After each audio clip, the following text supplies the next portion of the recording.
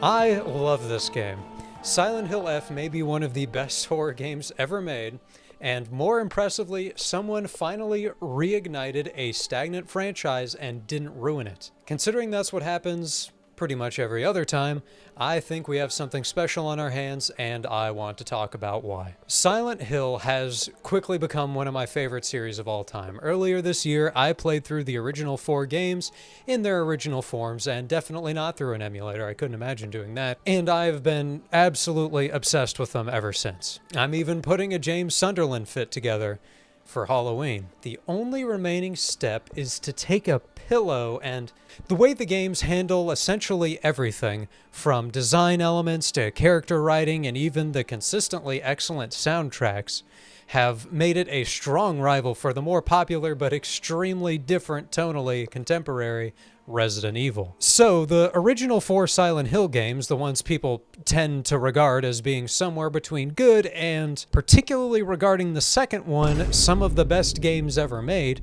though I actually might argue I might like the first one slightly more, all came out quite a while ago. The original games were released in 1999, 2001, 2003, and 2004 respectively, and were made by the original Silent Hill team, imaginatively named Team Silent, but shortly after the 4th game released, Team Silent was disbanded and the remaining games were developed in the West. Those games were generally not nearly as well regarded as the original 4, with the last of them, Silent Hill Downpour, releasing in 2012. For 12 years after that, the series lay essentially dormant without getting any mainline entries. However, the game remained alive with the people who played it in the cultural zeitgeist.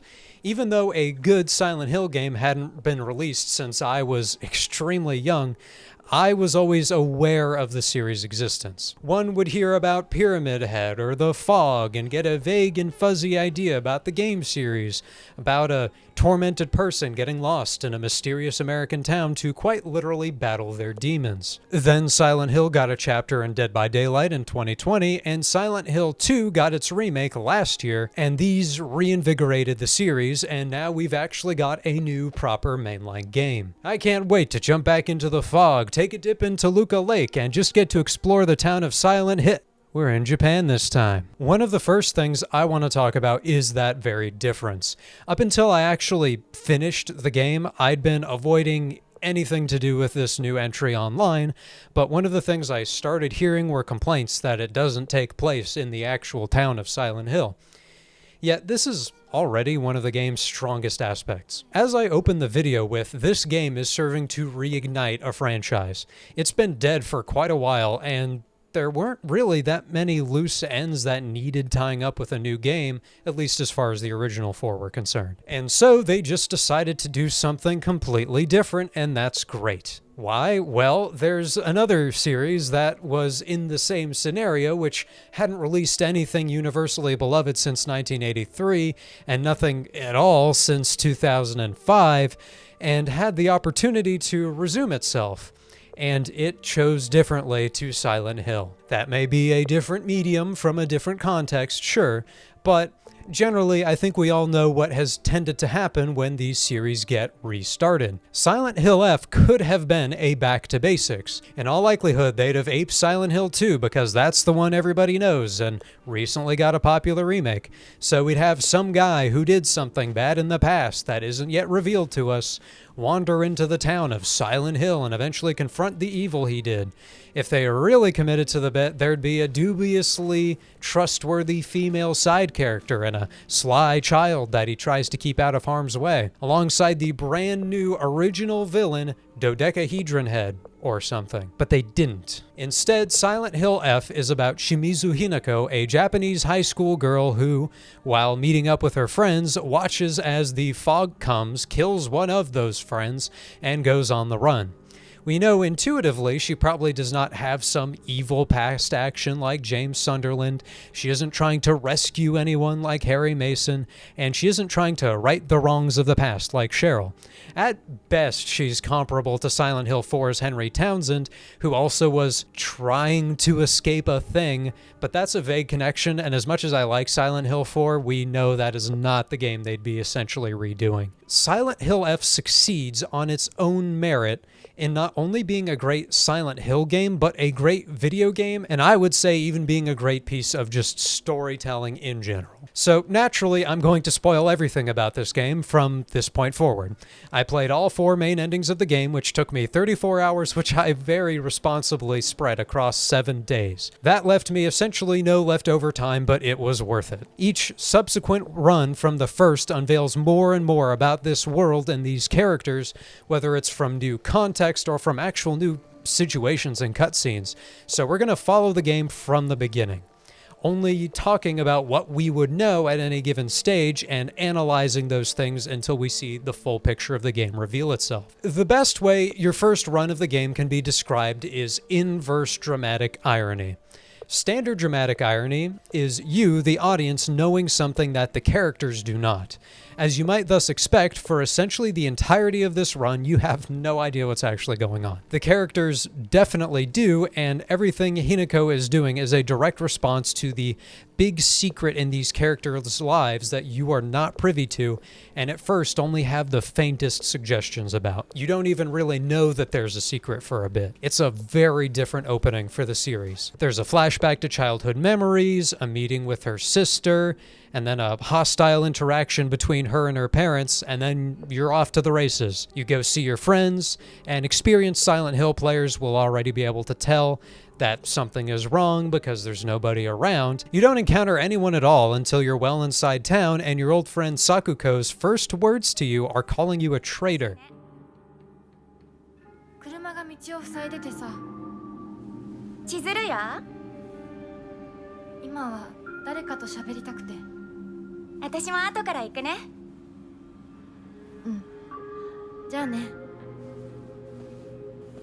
裏切り者。You make it a little further and end up meeting with your best friend, Shu. Your interaction with him is very awkward and kind of stilted, and you as the audience don't really know why that is. There are discussions of an important decision Hinako has had to make that Shu has some reservations about, despite saying that he remains committed to her as her partner. Another friend, Rinko, shows up, the fog comes, etc., begin the game. But what this intro does right is that it misdirects you right off the bat. It's well known that Silent Hill doesn't hold your hand in terms of gameplay generally, but at its best, it also doesn't just explain things to you about the plot either. You not only engage with the game by playing it, but also by thinking about it, as you should with any good piece of storytelling, and thus the intro is doing double or even triple duty. When you're playing it for the first time, the general off-kilter feeling you're probably experiencing is justified by the fact that you know you're playing a horror game, and a Silent Hill game at that. You have so little to work with at this point that, as is only the case in the very beginning of any story, you're sort of willing to accept whatever gets thrown at you. So when Sakuko seemingly gets consumed by the red flora from the inside out, and the fog monster begins to chase you down, you have essentially no idea what's happening and thus aren't really in a position to question or challenge these things. You run for your life until you finally get a moment of calm and are introduced to the pills Shu gave you as a healing item. Alright, standard enough, the game gives you a way to heal yourself right away. It's just like the health drinks or green herbs in Resident Evil. Standard video game stuff with an in-world justification, right?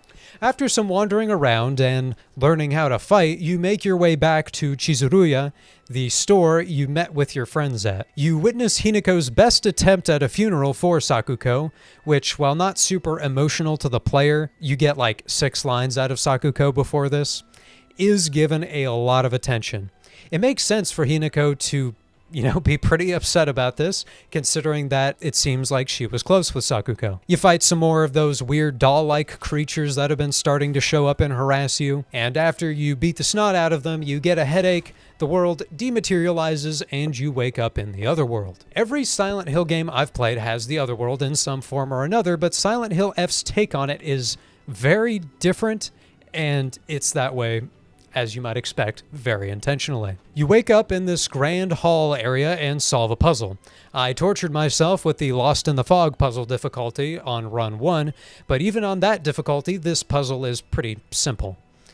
If you stop and think about it, none of what is happening makes any sense, but once again, it's all still so early and you know so little that you'd be helpless to find any answers or expect to be able to figure out why any of this is happening to you. As you leave the room in a panic because stuff happens, you're rescued by Foxmask, who might be the most multi-layered character in the game other than Hinako herself. He leads you forward further into this dark shrine realm. After so much chaos, Foxmask's calm presence brings you a bit of a sense of relief. He leads you around this area and you end up finding yourself solving yet another puzzle. Who's left holding the hint for this puzzle but your old doll from the very first shot of the game? You might spend a while on this puzzle if you try interpreting the symbols on the AMA as being shapes the way I did, as opposed to figuring out why there are 4 of them on each backboard. But alas, you enter that room and Foxmask gives you a key, specially designed for you.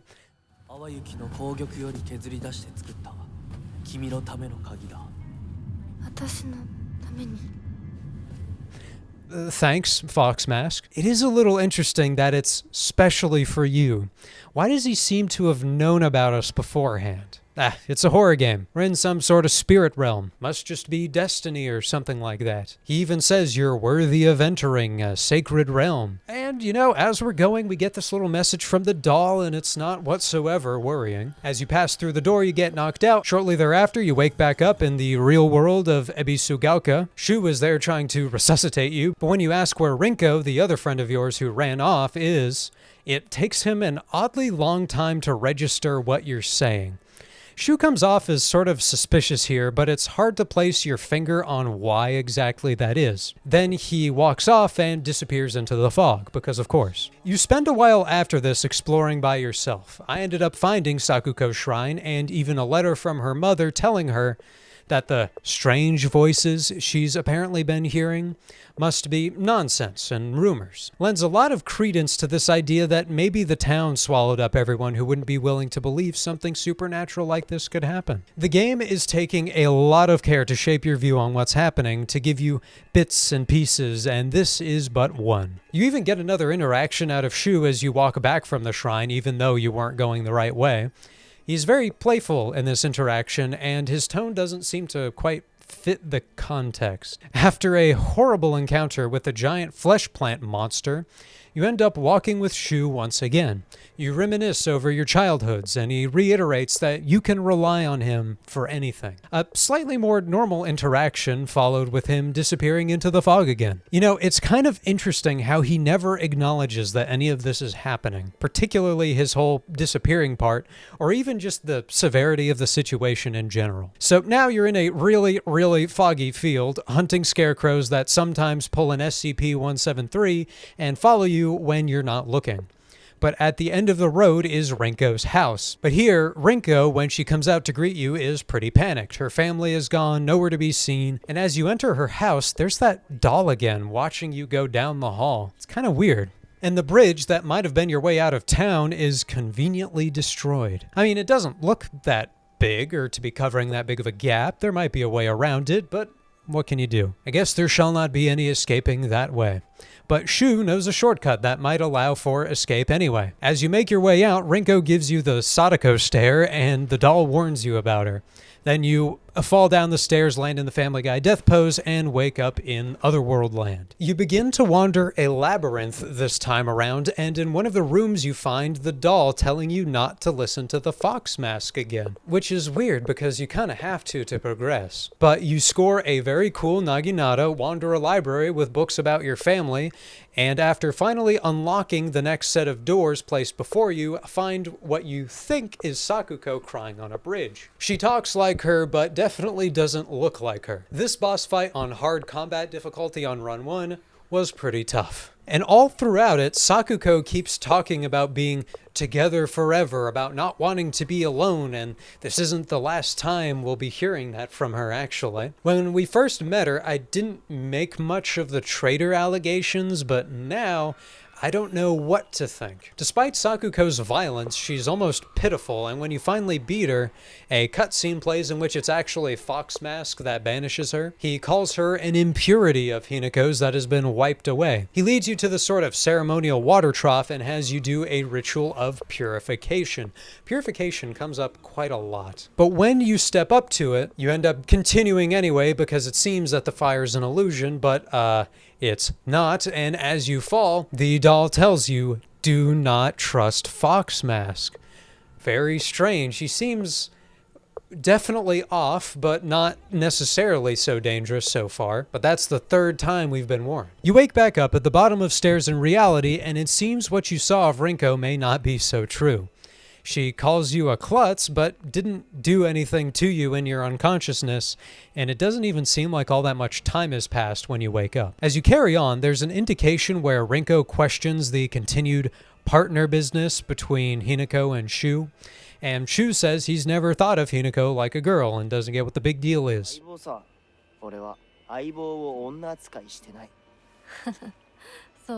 It's a very important statement that will resonate in many ways later on. In the following interaction, Rinko even insists that Hinako's voice is manly even, so she still strikes as a little untrustworthy, or at least unpleasant. The dubious thing on the stairs, the passive-aggressive remarks, and of course, the doll telling us actively not to trust her definitely make Rinko out to be a suspicious figure. More exploration follows, and you end up heading towards the middle school. And there's an interesting note on the way that is about some report about military policemen disrespecting a statue of Inari-sama, the town's local patron, the Fox Kami, and those military policemen were later found dead in a very gruesome way. This is where I want to pause in our run-through of events and bring up a point about this game that I think is kind of easy to miss or just not think about, and that's our historical context. We're in 1960s Japan, which means we're in less than 2 decades after World War II Japan. The country had been going through a lot of changes in these times that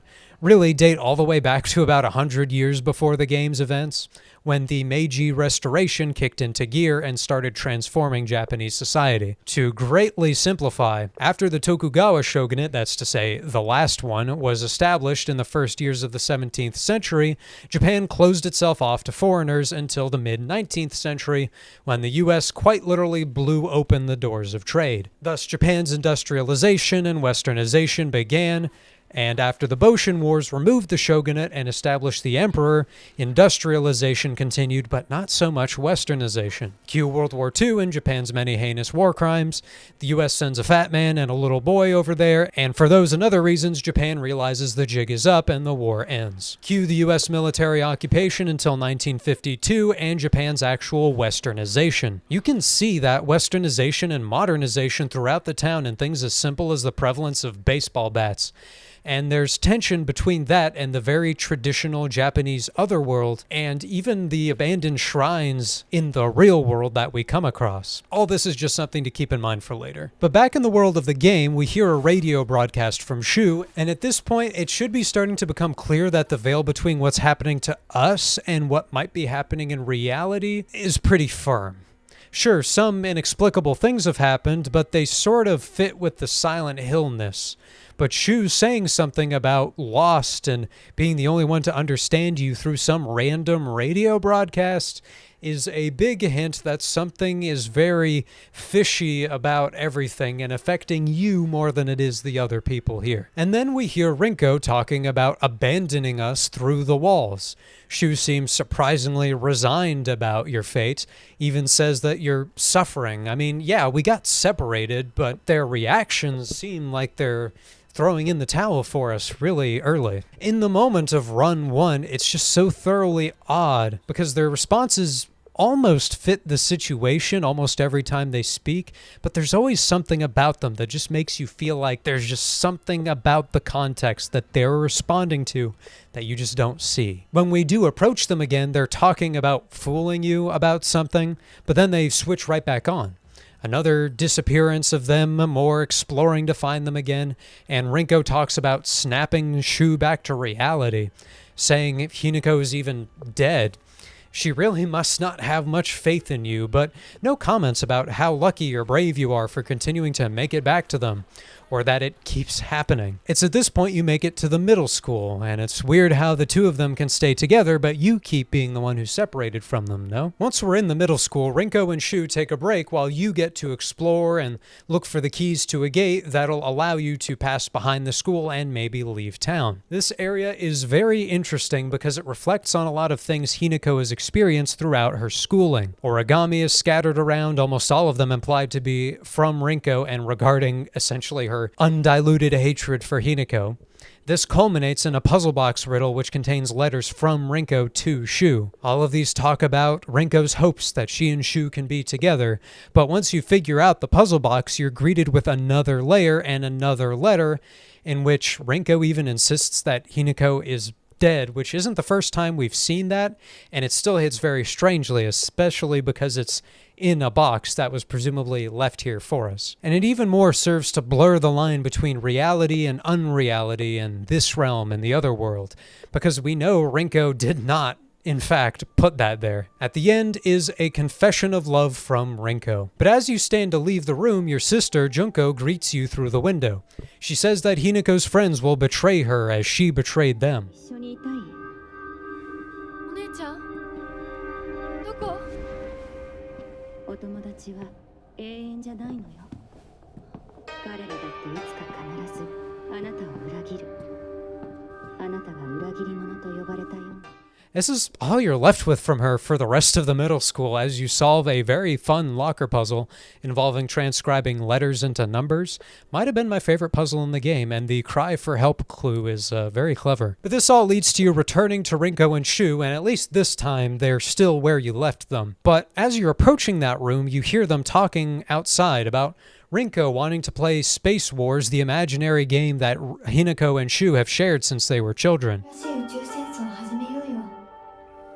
シュウ君が望むなら相棒の役でも悪の女幹部の役でもいいんだよ。 And it once again leads to this whole idea that they seem to think Hinako dies every time she leaves the scene. And I'll pause slightly to say if you've already played the game, or even if not, you might think the conclusions we're moving towards here are a little obvious, but it's interesting how strange this strikes when you're actually playing it for yourself. They insist Hinako takes a break once they meet up again, and that they'll stay on guard while she rests.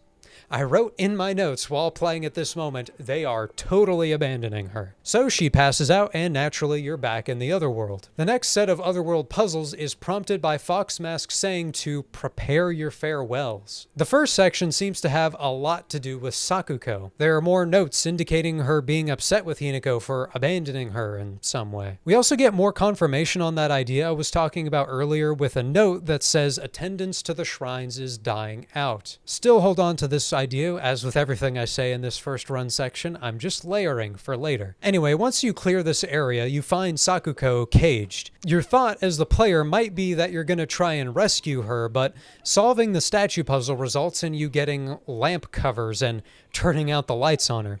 Sakuko screams horribly as you walk away, and this is the same Hinako that just cried over Sakuko's death only hours ago. It's very strange. Of course, it's only fitting that next you find Rinko hanging over lava in a cage, because why wouldn't you? And get much the same type of interaction. Except this time you're greeted with recreations of places Hinako has been with Rinko. You get the classroom, Chizuruya, and Rinko's room. Each have notes regarding Rinko around that display some of her thoughts, but once you turn on the funny desk lamp in each of them, the notes change and become much more violent, much more unhinged. As you drop Rinko into a literal lake of fire after completing this area, you once again leave unfazed. This one maybe is a little less strange. By this point in the game, there's not really much reason to like Rinko. She clearly thinks Hinako is trying to steal Shu from her and tries to leave her for dead apparently multiple times. Yet still, you'd figure there'd be some reservations from Hinako about dropping somebody into lava. Of course, this whole area could only end with you betraying Shu too and recovering prized possessions of him to offer up. A note at the door says you must not harbor any regrets or even any memory of what came before, so you gather up a picture, a comic book, and a laser gun from Hinako's past with Shu, and offer them up to advance through the door and see him basically hanging in a saw trap. And you get a little dialogue with him, and he basically accepts his death. It's kind of hard to watch. And Hinako is the one who ends up pulling the lever and literally hangs him with a metal shackle. Here, finally, we see Hinako drearily lurch forward into Foxmask's arms. He says it must be hard to say goodbye to childhood friends. She agrees, and then when he hits her with the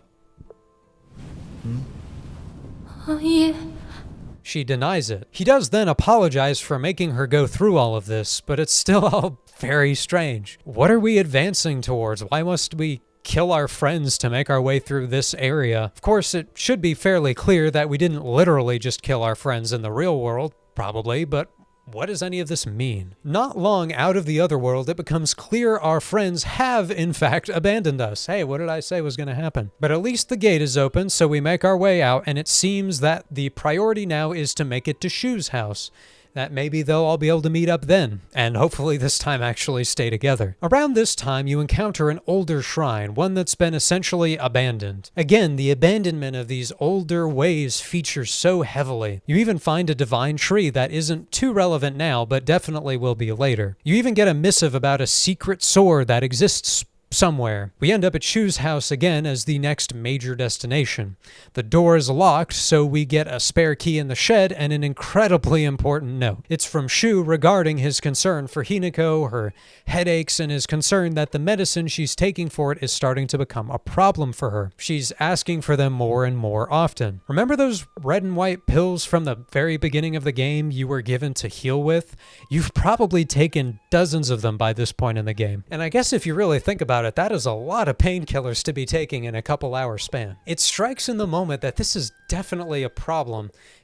I mean, it's something you've been doing without even thinking about it because, oh, the pills are just a game mechanic. And I must say, this hit very close to home for me. I've suffered migraines for essentially my entire life, and in my various attempts to find a permanent way to mitigate them, one of the pills I was on for almost 7 months made me lethargic to the point I couldn't participate in a lot of the things I love doing. A D&D campaign fell apart over it. I didn't do any writing. It was just almost a blank spot in my life. And I didn't even realize why it was happening until I ended up without them for a few days, and then all of a sudden the lethargy went away. Years later, obviously, I found something that's a lot better, but that was a very real moment for me in the game. But out of all the things Hinako has seen, it's a little dubious how real some of the notes she finds are. Seems like only the ones that have been said to be penciled over or whatever are fake, but there's just a lot of dubiousness. That's a big word with this game, dubious. But as you finally enter Shu's house, you find it completely empty, and you might start to wonder if maybe you did actually just kill all of them. You look around, then turn back outside and get got by the fog monster almost comically fast before making another visit to Dreamland while you take a dirt nap. In the other world again, the first thing we hear from Foxmask is that the path ahead is one of pain and suffering, and he is not lying. The doll returns to tell us, hurry, hurry, there's no going back. And I'll tell you, I tried going back. I've heard some people love Foxmask in this game. I was not loving him. This guy waves so many red flags, it's absurd. Yet Hinako is accepting of all this. She says under her breath she will do what she must to be the perfect person for Foxmask. She does acknowledge something weird about a random wall, though. More otherworld weirdness, and 3 horrific rituals where you get your arm sawed off, your back branded, and finally your face cut off to have it replaced with a fox mask. At the end, you're a half-fox creature, which is very fun for gameplay purposes because you can tear enemies apart. But as my notes said, this cannot be the right thing to be doing. Your doll, understandably, is horrified. There's also a moment where Hinako's just sort of sitting there, the horrible mask with very tiny eye holes just put on, and she's breathing heavy. But a little sigil forms in her forehead, and she starts smiling.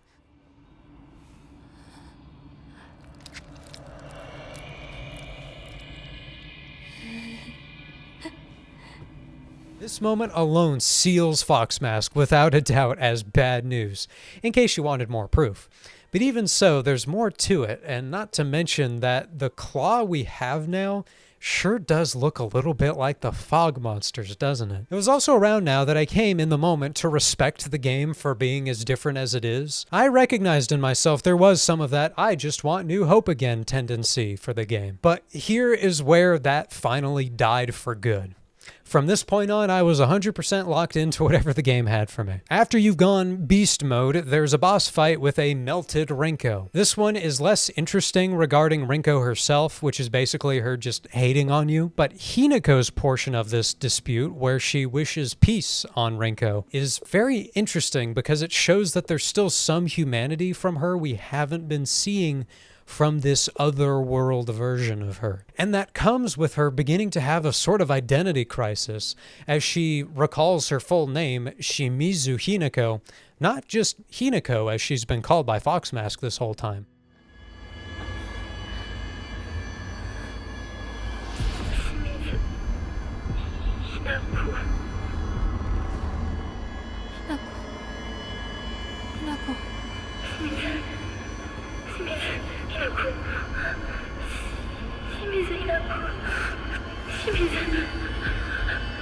私はじゃない。どうしたひなこ。私は君はひなこじゃないか。私は君はひなこだ。 It's a weird distinction. Like, what's the big difference? One's gotta wonder. When we return to reality, or what is probably reality, it's to a call at the phone telling her to come home. And of course, Shu also screaming. But Junko appears before us in a horrible mask. But even in this form, she emphasizes to Hinako that she must make a choice. She must decide her own fate. Narratively, it sounds fine, but once again, it strikes weird. I was pretty thorough on run 1. I was looking for things that could maybe change the ending, and I never found all that much except notes that I guess you'd miss if you weren't careful. But Junko leaves us by saying, if you were anyone else, your time would have run out long ago. On the way to our home, we stumble across a playground and get a flashback. The first of a few we'll get in the near future. Hinako helps a little boy named Kodayuki, who was attacked by a fox. She calms it, but then the adults come and try to beat it to death. She says, after the flashback, that she didn't even remember that this was a thing that happened. And nearby is a letter from Kodayuki telling her that he had to move away and he's very sad about it. It's kind of an odd thing. It's unclear what its purpose is. But when we finally get home, which is our new destination, Hinako finds it's nothing like it should be. We also get a call from Okamoto Fisheries. How strange. I know I've been saying stuff like that when there's actually definitely something really significant going on, but I do think Okamoto Fisheries is probably just Okamoto Fisheries, but what do I know? Anyway, we begin exploring the house. While there are puzzles and fighting to be had, the significant things are the flashbacks we get. One is of the average day in the Shimizu household. Hinako stands up to her father's abuse, but the abused wife defends him. Uncomfortable and also very real feeling. I hated my father, Hinako says, but I didn't really like my mother either. We even find a diary entry from her talking about how much she hates them and how she wishes she could turn into a monster and crush them with her bare hands. We also find that there's an odd letter from a man in one of the versions of her room that seems oddly romantic and even sort of mutual. Strange. But we also get more flashbacks. One of them is of yet another fight between Hinako and her parents. Hinako knows about some sort of family debt and says that it's her father's fault. He was a fool and lost all his money to somebody. And it ends with him throwing a knife at her. Women get treated no differently to animals, Hinako says. 女は家畜と変わらないんだ。 The house sequence reaches its end with Hinako breaking into a version of her own room, which itself has another version of her in it. This version of Hinako has a psychotic break and says she wants to kill everyone, her mother, her father, the town, everyone. It was at this point I was thinking that this Hinako was maybe the cause of all of this, which isn't wrong or right, kind of, but we'll get there.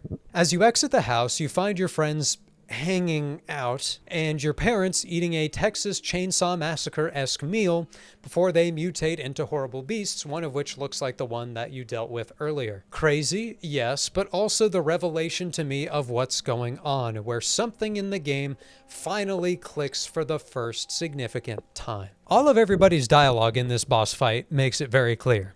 You're a woman, act like one. We don't have a choice, it's a woman's role in society. This is perhaps the easiest and most freely given of the game's themes.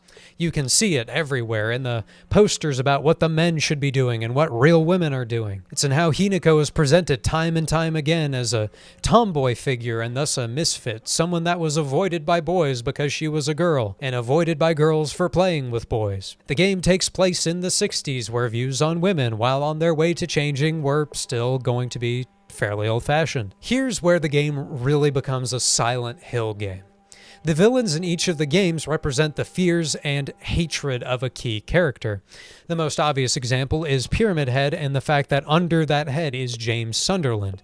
The monsters of Silent Hill 1 are themselves reflections of Alessa's fears. In Silent Hill F, they are particularly a reflection of Hinako's views on gender relationships. The most common enemies are extremely feminine and shapely but faceless. The faceless part is very important. The rare masculine enemy is this creepy ape-like thing. In particular, these spawner-like creatures are also very direct in what they are. The only reason I don't have to censor those is because there are so many of them that the connection of what they are becomes slightly less obvious. And why else do you think these are the things that spawn enemies? Were this a lesser game, this would be the secret to it, and that'd be all. That would be all the digging there would be to do. But we're not even close to knowing everything. You can see the runtime left in the video. Of course, the game decides to shock once more, and the boss fight ends with your parents' fleshy forms sloughing off, and their human forms getting defleshed by the fog monster. You wake back up in the other world, and Foxmask gives you a cool brooch. Nice. In the other world, we're given a challenge to gather crests to allow us to pass through one final gate. The main odd thing here is a lot of the notes having to do with the Tsuneki family. Who are these people? Why do they matter? All we know is there was a scandal of an illegitimate child and that the family itself is rich. But there's little to connect it to the broader story. I'm sure this won't come up again. At the end of this route, after a cool-ass battle with floating kanji, we get another meeting with Junko, who asks if we've killed it. What she means is not entirely clear, though I don't think it's impossible to figure out what she means at this point. I'm gonna hold on to it a bit for now. She ends with a death threat, because why not, before Foxmask returns.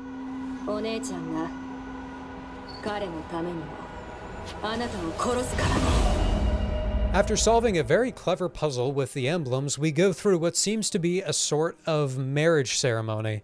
There's exchanging of rings and placing them on interlocked white and black fox statues. It's fairly clear now that what Foxmask is leading us to is a wedding with him, but why? We go through a gate and into the white light, and we're back in reality. Hinako's parents are atomized, leaving only their footwear behind, and Hinako is pissed. As we fight our way through Ebisugaoka, if you go slightly off the beaten path, you'll find Sakuko's mailbox. Way earlier in the game, you got the keys to it, and throughout that run, I was looking for when I'd be back in that area and be able to actually use these keys. Maybe you can do it earlier, but I did right about now, and the letter within from some doctors is quite interesting. Earlier, I mentioned the thing about her hearing voices, but the doctors essentially say that that isn't a huge deal yet. But what they emphasize is raising Sakuko with love and affection and letting her mature at her own pace. It's just something I'm making note of for layering. You end up encountering and reckoning with the fog monster again. In your wild attempt to kill it, well, you don't exactly win, and Junko comes out and orders it to execute you. Come to find out, after the following Otherworld ceremony, you, or the Otherworld you, is the fog monster. So you choked yourself out, and this is probably what Junko was talking about, the it that needed to be killed. Now Hinako, not Shimizu Hinako, just Hinako, the one we've been seeing in the other world, is now in the real world. However real it is in the context of the game anyhow. As we make our way back to the house, the doll is back, and it tells us not to keep going. But of course we do, naturally. We also find a missing poster for Hinako. Hold on to this just a moment longer, we're almost there. I feel like I'm just pouring water into a giant pot, and I'm just waiting deviously to pour it all on your head. All this information. Anyway, the doll warns us we won't be able to see our father or mother anymore, that we won't be able to stay as we are now, and it's all very comforting. And we do actually get to meet with our parents again, in a scene like a mirror of when we saw them get gibbed earlier. The mother says to look at how we are now. The father, crying, says we will not be allowed back here. It seems like he's crying because he can see the horror you are now as you sort of morph into the fog monster as the scene plays out, but we'll get to a little more about why. As it turns out, this scene is definitely a mirror of the previous. Then, Shimizu Hinako, who I may just call real Hinako from now on, wakes up in the other world. You walk through all the places you've been in there thus far, connecting from one to the other, and after getting to the end, you meet with Junko one last time, and Hinako starts tweaking. Understandably. ここはどこ？ここは嫌。やつらい気持ち悪い帰りたいそれは何なの？あなたいつから飲んでるの？そんなに飲んで大丈夫なの？全然大丈夫だよこれ Ooh, no. Junko tries to stop Hinako, but after taking many pills, she breaks the display setup for the wedding with Fox Mask. And there's Fog Monster. Or you. Other you. It's a battle against yourself. Real Hinako accuses her of taking everything from her, friends and parents alike. Cue the final boss. It's quite difficult, but when you die, you don't continue or load save, you just kind of come back. It seems pretty triumphant in the moment and merciful on the game's part. It's quite difficult, as says. Hinako says she's not giving up. But the second time that you die and wake up again, you find that all of your items are gone and you only have pills. A lot of pills. All your food, all your ramune, all of that. Just a 99 stack of pills in their place. At this point, you should be getting a really bad feeling. Fog Monster disappears. After you beat her, you're back in the temple, you tweak again, and you break out of the room. You appear again in the real world, and your parents shout at you, asking what the hell you're doing. As you bash away monsters, you scream, "Out of my way." You teleport between locations, shouting and fighting and losing it. Even Fox Mask asks you why you're doing what you're doing. He says that he cares, that he understands you. Your friends scream, Shu apologizes, he's saying he's made a mistake, that he didn't think about something, but Hinako just says, "Stop talking like my friends," out into the void. It's all still plausible that the fog, the other world, is messing with you, but then you're in a hallway of pills, you break through the door, cut to credits. Sirens play. Not Silent Hill alarm type sirens, more like emergency service sirens. Cut to credits and the game's theme. Midway through those credits, suspect is wearing a wedding dress, seen consuming red and white pills, matching the ones at the wedding venue? So what the hell happened? Alright, mask off, now we're finally established in all that context, and we can start explaining what's actually going on, at least in part. Though it takes some dot connecting at this point, what we're now capable of knowing has greatly expanded. Remember that weird conversation between Hinako and Shu at the beginning? Shu's reticence, the feeling the characters knew things that we didn't? All the statements about marriages, depictions of masculinity and femininity, and the way that the monsters are reflections of those, the parent boss fight, and the dialogue regarding the role of women. It's all coming back. Hinako was put into an arranged marriage to help her family pay off a debt. She'd have to abandon her town, her family, and her friends to move off with the husband. Shu, who gave you pills to manage the headaches that all this stress was causing you, didn't account in time for the fact that the pills were getting a hold on you. So Hinako completely breaks with reality and basically kills the cast of the game in a murderous rampage. Remember all that stuff in the middle of the game in the other world about preparing your farewells with your friends? That's because you're leaving.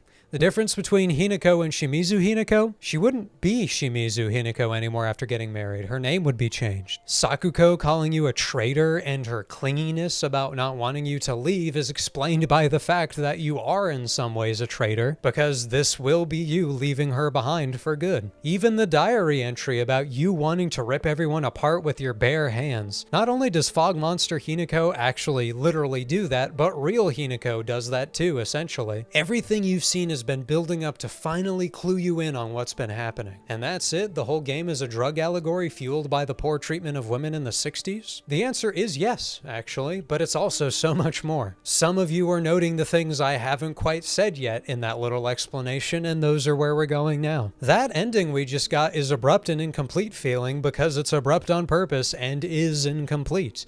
Arguably, it's the least real of the endings.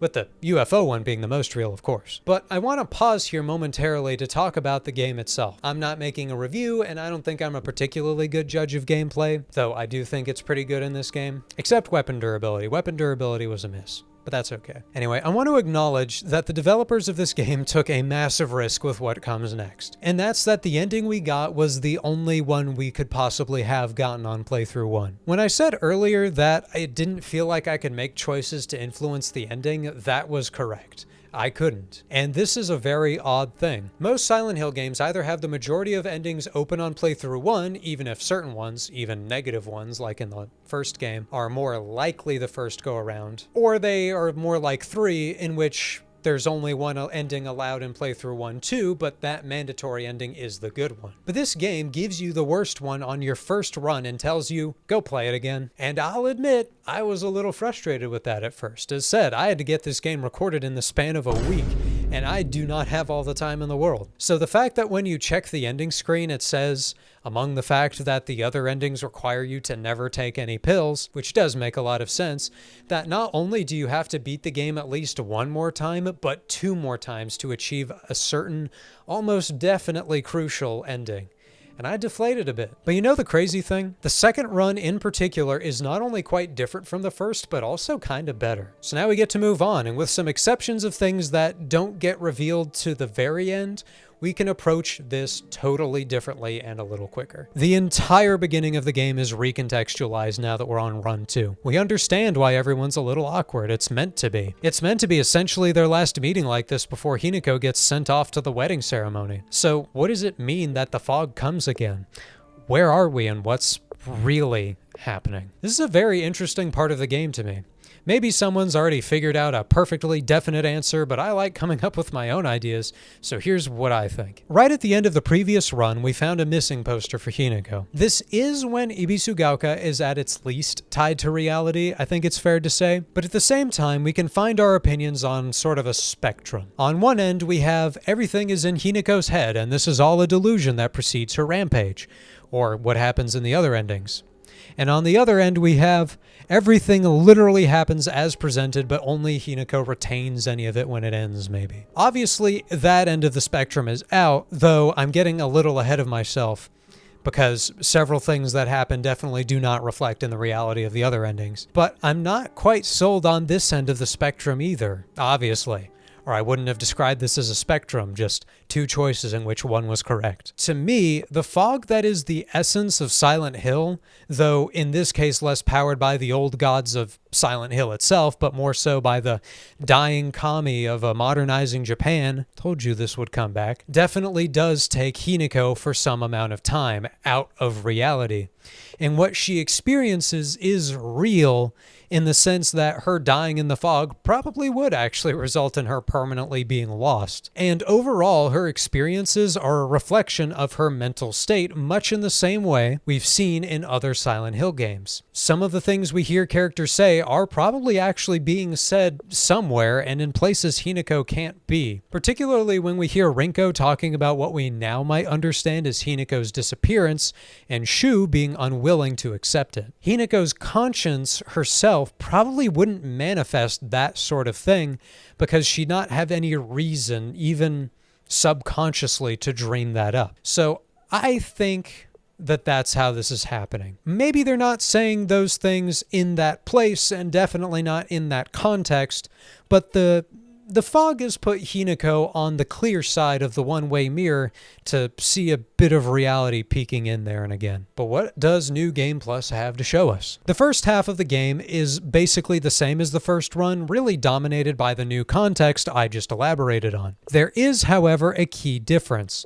We know we need to purify a sacred sword, which is the one we found a note referring to on run 1, but couldn't really do anything further with. This mostly involves a lot of hunting around and doesn't complete itself until later in the game. But there are key differences even in the first half.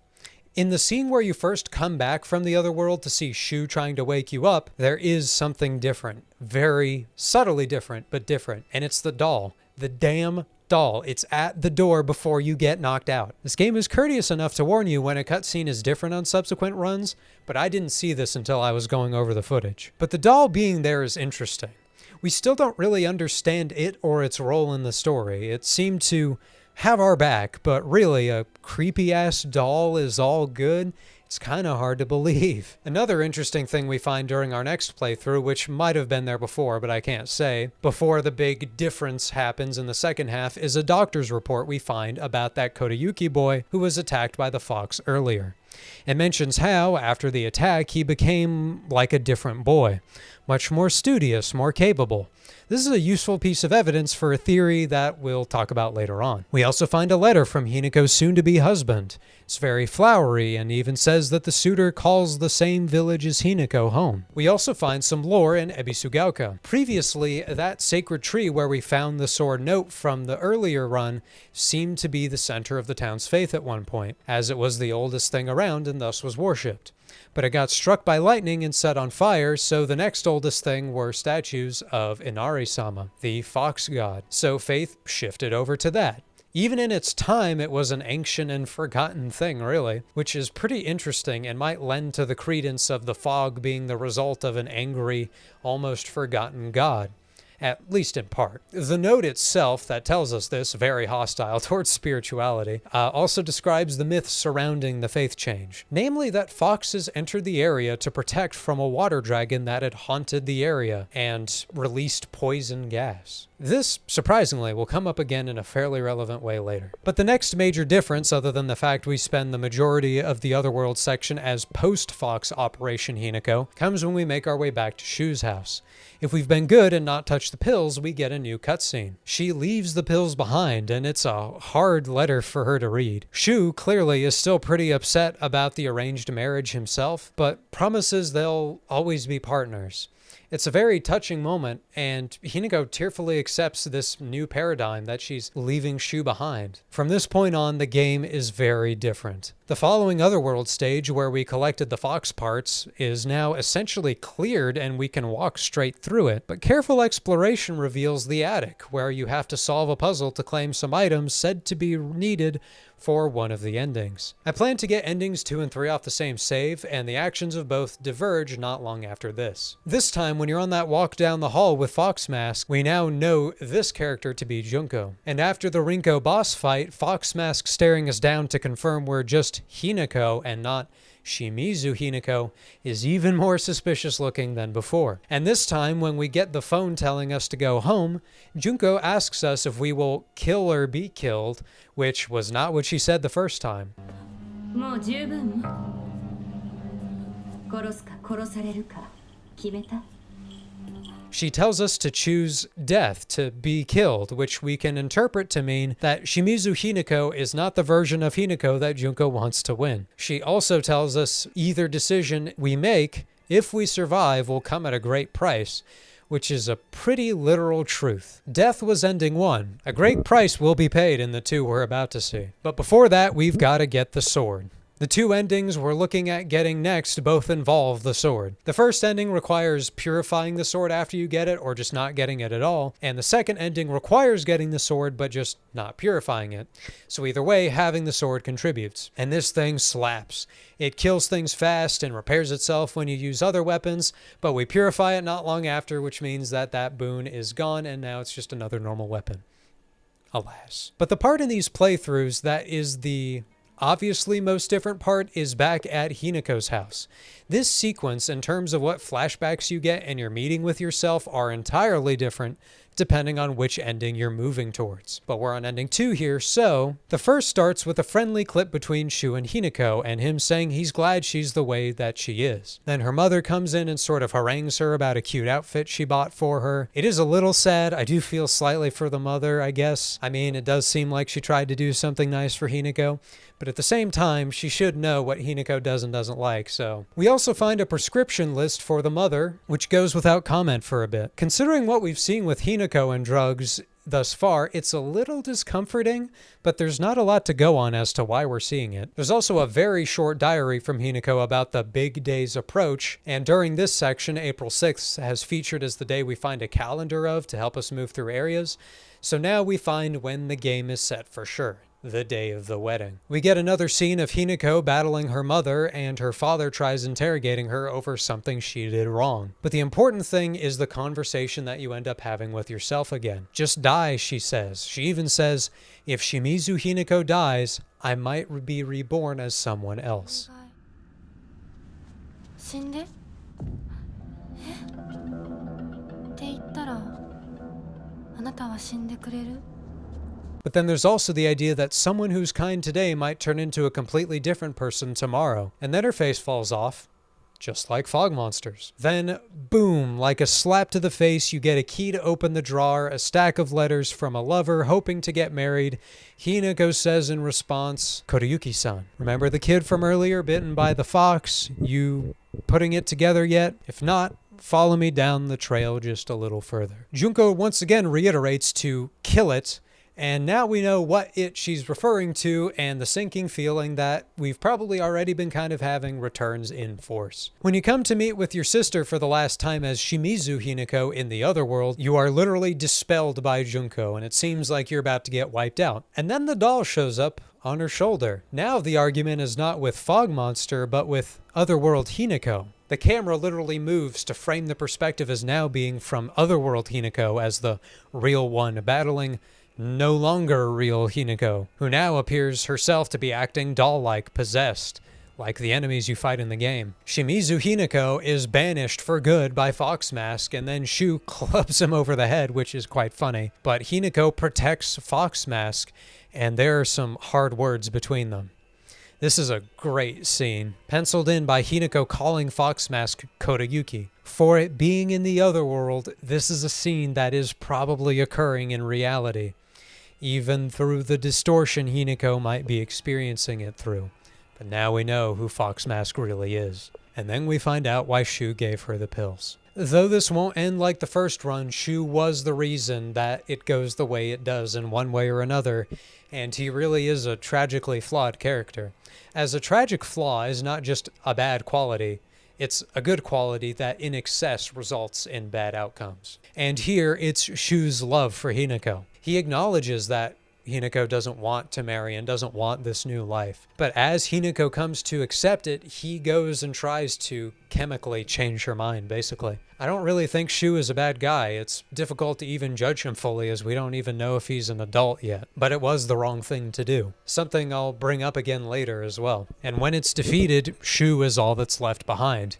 Kodayuki, Fox Mask, returns, and they make peace in the sunrise. The ending itself is called Fox Wedding, and that's what we get.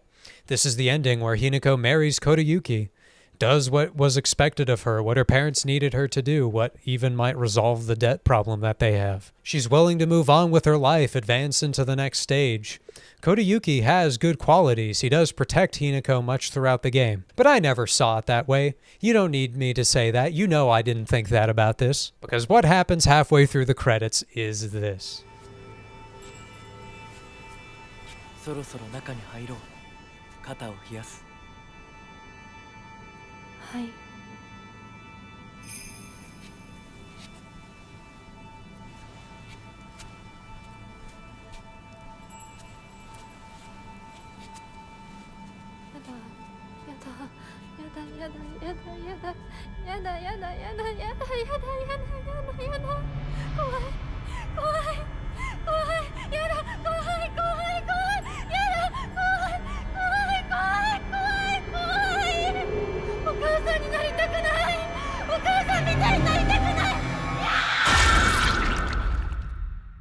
What can I say? The whole reason enemies are faceless is because of what Hinako has known all along. Agreeing to marry Kodayuki, someone who, while helpful in getting her through those trials, is also the only reason she has to go through them at all, only makes her another of these faceless women without the ability to make their own choices. So often throughout the game is it emphasized that Hinako wants nothing more than agency, and this is the ending where she caves and loses it. And while it's fair to say that ultimately it might be an uncharitable view of marriage or what have you, it's important to bear in mind that it's not the concept of marriage, it's marriage to Kodayuki, still waving all those red flags. However metaphorical they may be through the fog of Silent Hill, this is still 1960s Japan and an arranged marriage. This is the second worst ending in my opinion, and the lower two and the upper two are a fair bit apart, I think. So reloading the save before I purified the sword, we now finish up the third ending. Back in the house with a distinctly still cursed sword, we get a flashback of Hinako as a child, crushed that the girls wouldn't let her play with them because she played with boys. More proof of what we already know about Hinako's upbringing and how it impacted her. The doll is there again. Still not sure about that, are we? The memory ends with Shu coming to the rescue. And the next memory is about him, too. It's a discussion between him and her about the marriage proposal. This is a point where it becomes clear to me that all 4 endings are necessary to understand the game. I wasn't sure I'd actually be able to get this one in particular because I really did not have that much time to record the game. But I figured out how to get 2 and 3 from the same save, and I'm glad that I did because this ending is just as fundamental to the game. And this scene hits so differently knowing what we do from ending 2. Because even here we can see how it came to be that Shu gives her those pills. We even see that scene end with her getting a headache. 大丈夫か？また頭痛か？お前は悩み込むとすぐ頭痛に出るな。我慢せずに薬飲めよ。ひどくなってからじゃ遅いんだからな。買ったやつ全然効かないんだ。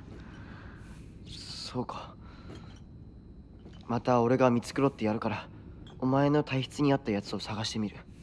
ありがとう、相棒。 It even follows up in Hinako's room. He pries into her business. And this conversation with yourself involves the discussion of love.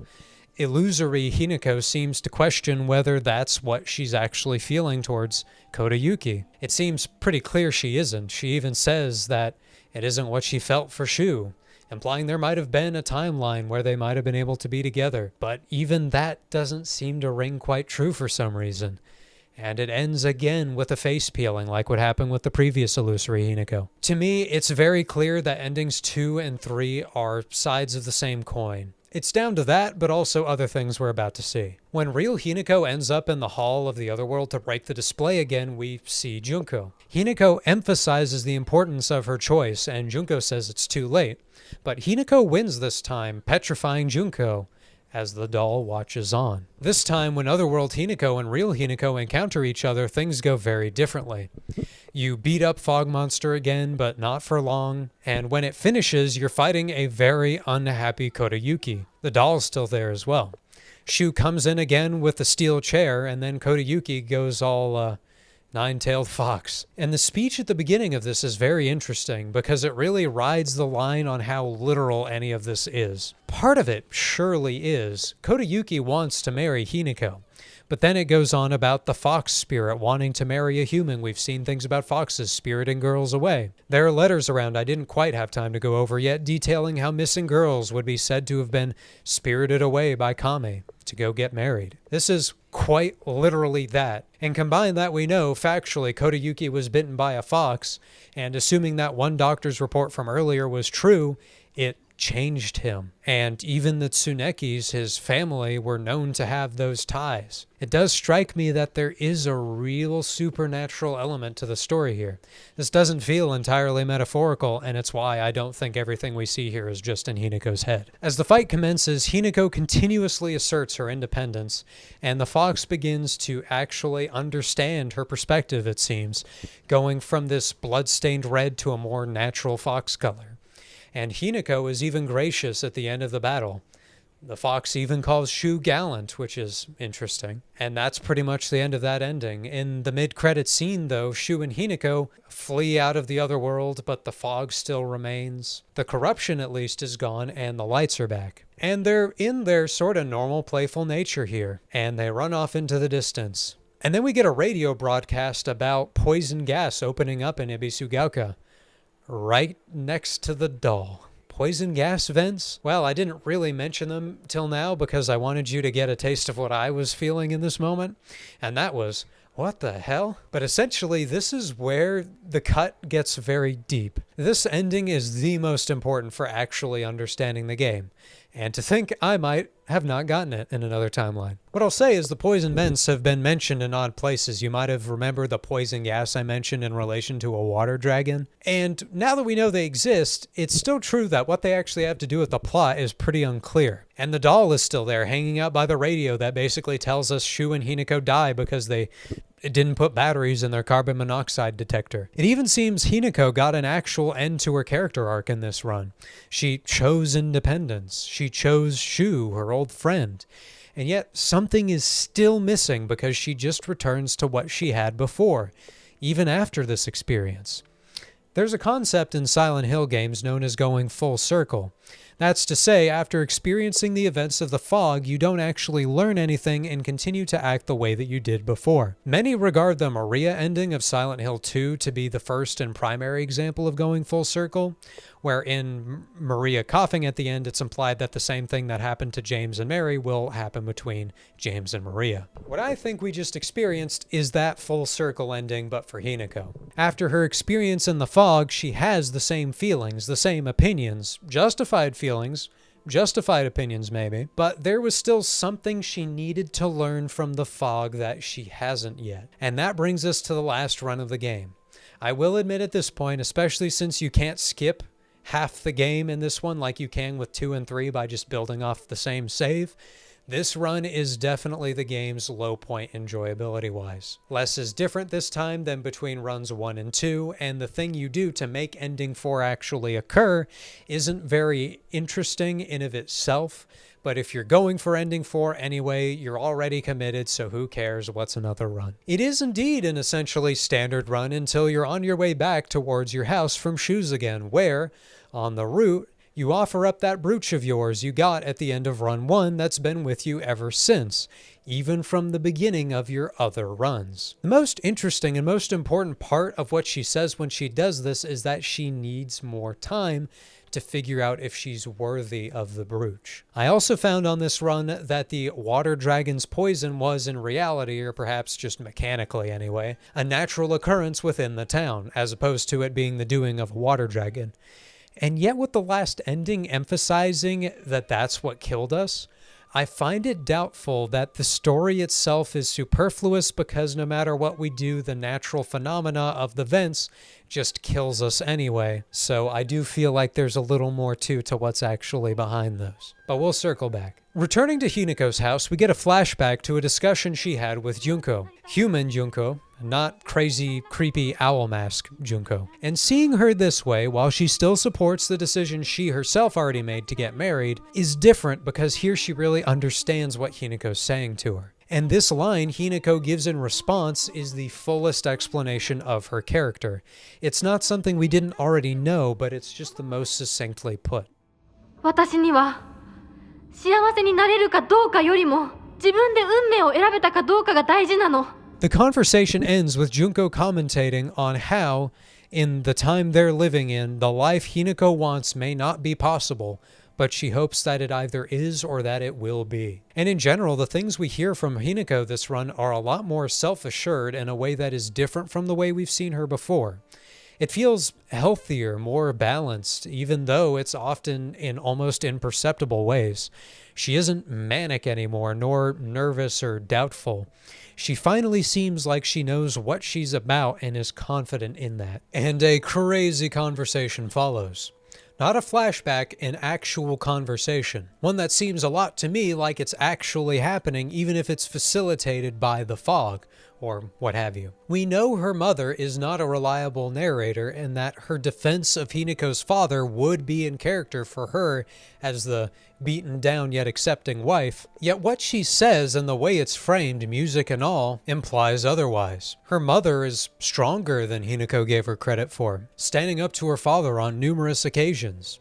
But her father himself has more to him than it first seemed. The money he owed, the debt, and all that he lost was as a result of him being betrayed by a friend of his, and that his way of acting was based on his conceptions of what a father should be like, strong and feared. Hinako understandably does not want to hear this from her father. All the justification in the world, excuses ultimately don't matter in the face of concrete effects that it's had on her life. So all her mother can do is apologize to her, and this could only ever have been followed up with a meeting that Hinako then goes on to have right after with her father. But it doesn't happen before we find out that Hinako's mother is sick. Which we had the implication of from all those prescriptions from earlier, and even that the debt therein is probably not even entirely from the friend's betrayal, but might even just be from the treatments for her sickness. But then we get this interaction with her father, which really the entire game has been building up to. 怖がられるくらいが威厳のある父親だと誤解していたんだ。本当にすまない。じゃあ勝手にこれからもそうしててよ。出てって出てってよ。 It's a painful, quiet, drawn-out apology from him.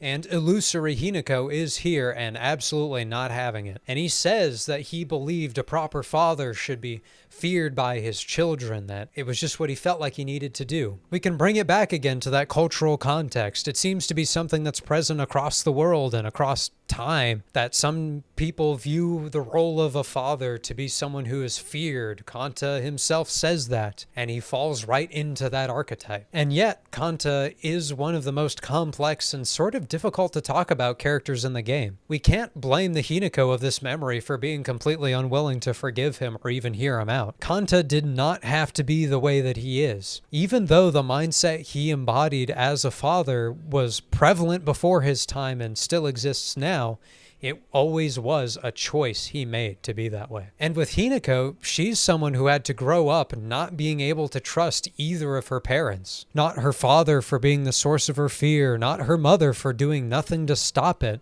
even amplifying her fear. As we heard her say earlier in the game, I hated my father, but I didn't really like my mother either. And yet, the Hinako we've been following wants to hear out her father, wants to hear Kanta out. And she acknowledges that her father, deeply flawed as he is trying to atone. At least he's sorry, she says.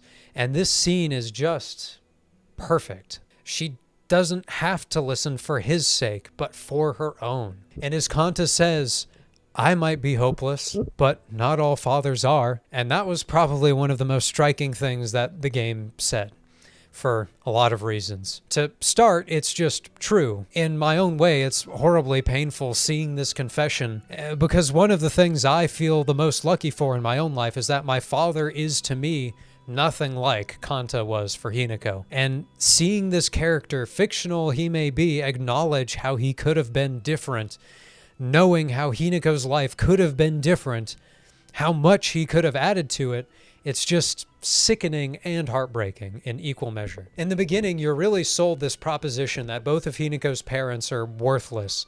The standard, archetypical, almost overused, abusive, hopeless parent trope. Something used as a plot device to get her out of the house and into the game's plot. But as with everything else, we were just lacking proper context. Even her parents have developed into feeling like real people. The next thing Kanta says indicates that. He says he knows Kotayuki could give Hinako a good life, and that even Shu is a very respectable man. Yet he ends by saying that all that matters to him is Hinako's choice, marriage or no marriage.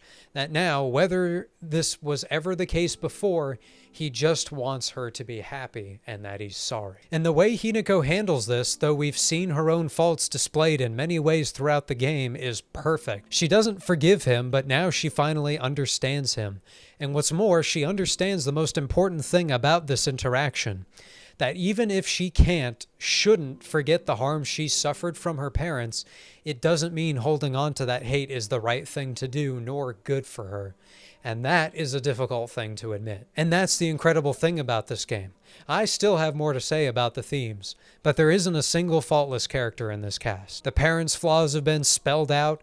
Kotayuki, even if he's maybe not quite so controlling as we see from Fox Mask, is definitely still suspect. Shu essentially tried to drug Hinako into not getting married, even if his intentions were less bad than that might make it sound. Rinko resented Hinako for her closeness to Shu, even if in reality it probably didn't quite reach hatred. Even Sakuko was to an extent guilt-tripping Hinako about her possibility of leaving. But there's still the doll. This time, when you get the parental boss fight, there's also a slight difference. When she picked up the Silent Hill pipe to fight them the first time, she said nothing.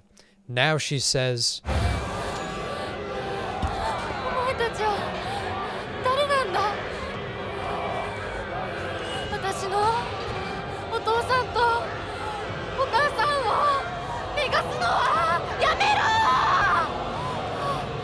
things have changed. When she's fighting her way through town the first time, she said, and now she says,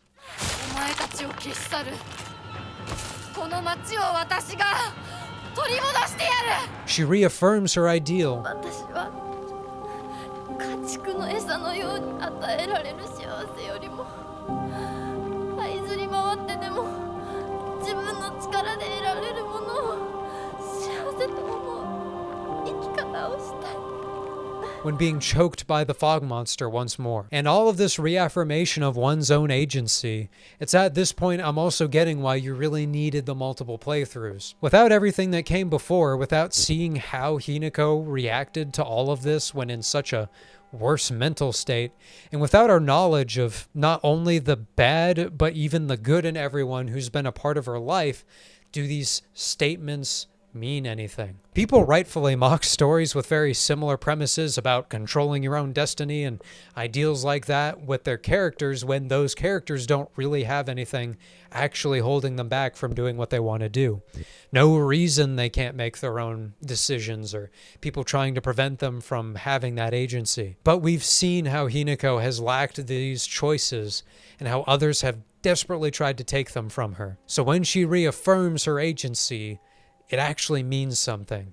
There really was an effort to take it from her, and she's not letting it happen. The final conversation with Junko is also far different. She acknowledges someone is toying with everyone. 誰かのおもちゃにされているの。どういうこと？私を嫁がせたい何者かとそれを妨害したい何者かが私を二つに引き裂いて戦わせている。そんなことって。とても苦しい戦いだったけれど、私はようやくそれに気づけたの。人に望まぬ選択を強いること、それをせかすこと、私たちはそれと戦わなくちゃいけないって気づけたから。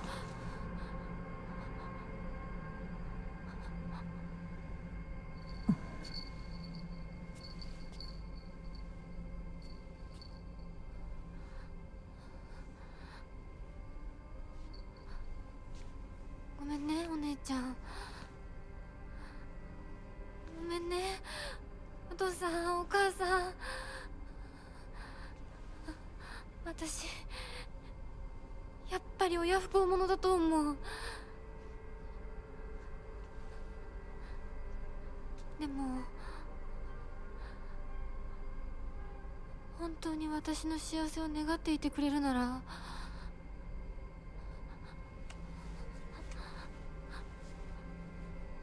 この暴挙をどうか許して。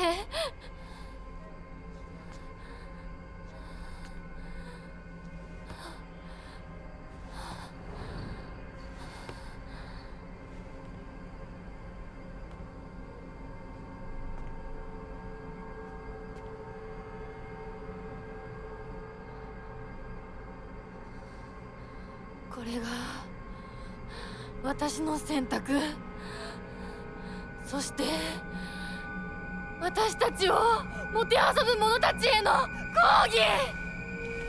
And this is the only time she destroys the marriage setup, not out of blind hatred, but as a statement. When she meets with her other self, neither decides to fight the other. Those who are trying to control them force them to choke each other, and it's revealed that the doll and the fox spirit are these kind of controlling factors. And surprisingly, it's Kodayuki who intervenes. 真意を宿した希少な血を持つ女子が生まれることだ。そのようなものが里に現れるたびに我らは一族の跡取りにそのものを嫁に欲するようまじないをかけた。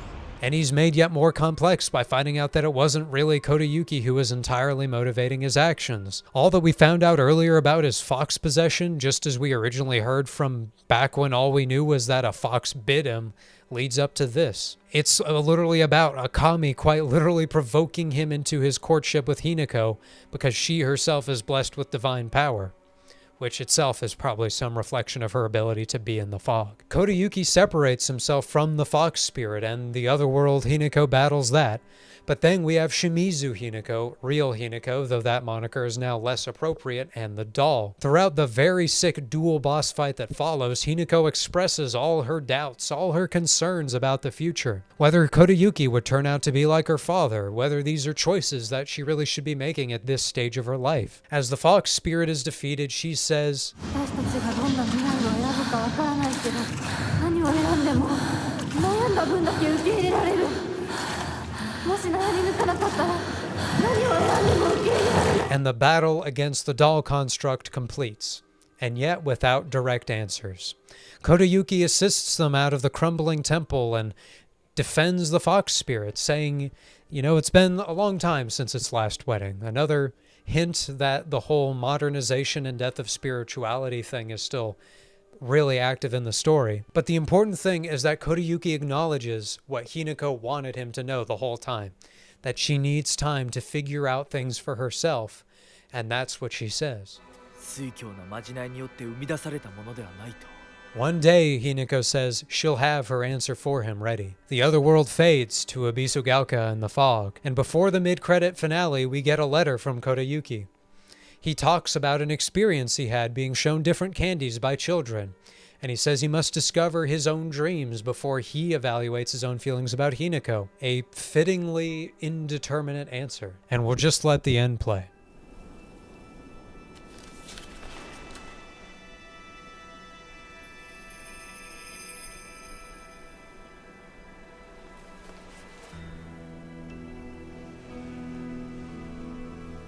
私たちの人生どんな風に生きようね。琴雪さんみたいに生きてみたい。誰かをものすごく好きになって、その人のためにものすごく努力して、情熱のすべてを注ぎ込むような一途で一生懸命な生き方をしてみたい。今度は私から琴雪さんに求婚するくらいの勢いで一生懸命に。私はまだ決まってないけど、とにかく何かに一生懸命に。何それ。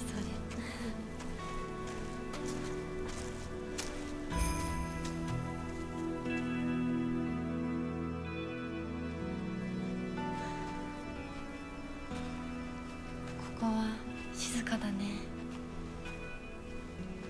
誰も邪魔しない、せかさない。いるのは私たちだけ。私たちだけで行く末を決められる。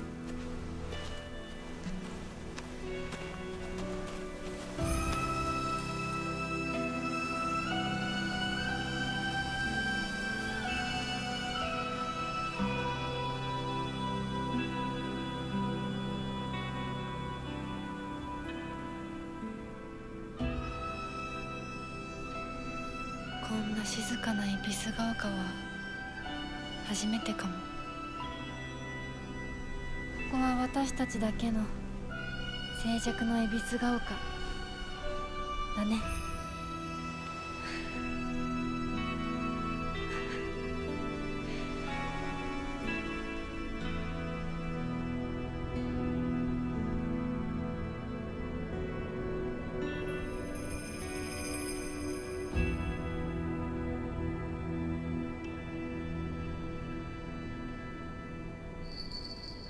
There is so much to say, but we'll start with the doll.